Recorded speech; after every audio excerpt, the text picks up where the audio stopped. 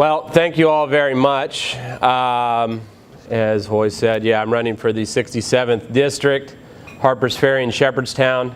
I know we have 5 minutes, and it seems to be favorable in gaining popularity to be short, so I will try to follow that track. So one of the things I want to say here at the outset, and certainly all due respect to Lee, who was a great businessman here in Jefferson County, facts matter, right? As a business person, facts matter. Facts are important. And I think I'd be remiss if I didn't touch on a fact right now that is not correct. If you open up the Spirit of Jefferson, it will say that my opponent is endorsed by the West Virginia Farm Bureau.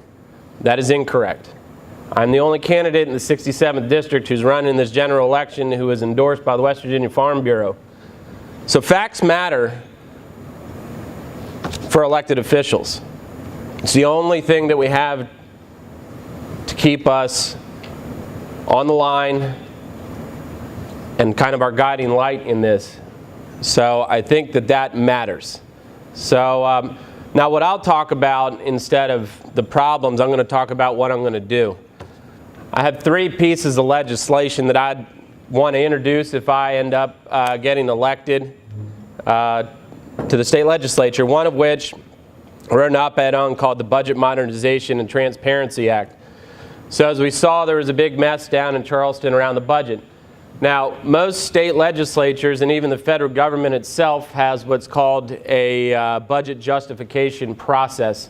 We have that in West Virginia too, but the way that that works is the state agencies justify their budget to the governor.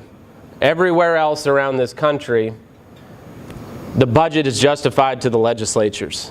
It's justified to the individuals that are elected to represent the equities and interests of their constituents. So these are closed-door meetings and processes that take place, and so there's no transparency in any of this. There's no, by the way, when we get through to the end of this, there's no consolidated one piece, one document that will tell you how your money is getting spent. If you look at the budget, most of it is personnel and other. The other is where the majority of it gets spent, but there's no line items in these budgets because they're justified to an executive.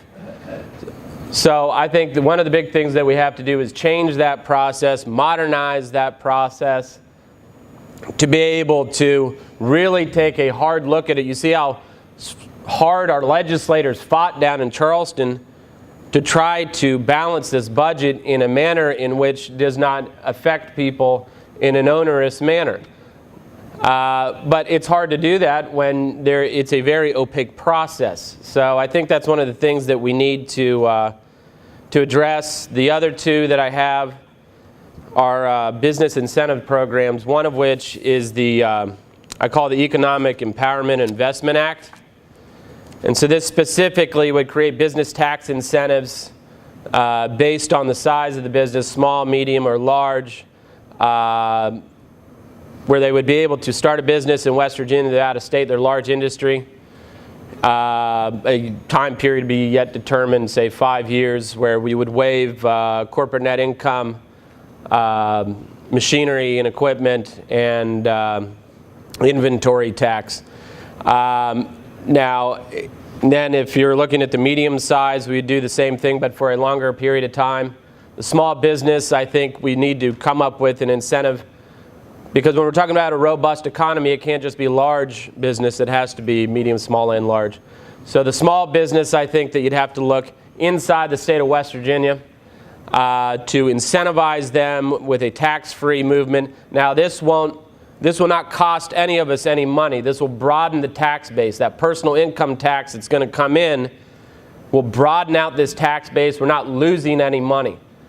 So I think, and the last one I'll touch on because I saw the 1 minute, is the West Virginia Works Partnership Program, which is a public-private partnership where through tax credit offsets based on the amount of people that they would retrain or train, we would allow them to partner and pay for, with a tax credit offset, with a technical school or university based on the amount of jobs that they create, and which we know is in desperate need in some of the other parts of this state. All of these being revenue neutral and ultimately beneficial to everybody in the state of West Virginia. And I hear the bell there, so I thank you all very much. Hope I can have your support and vote in November. Thank you.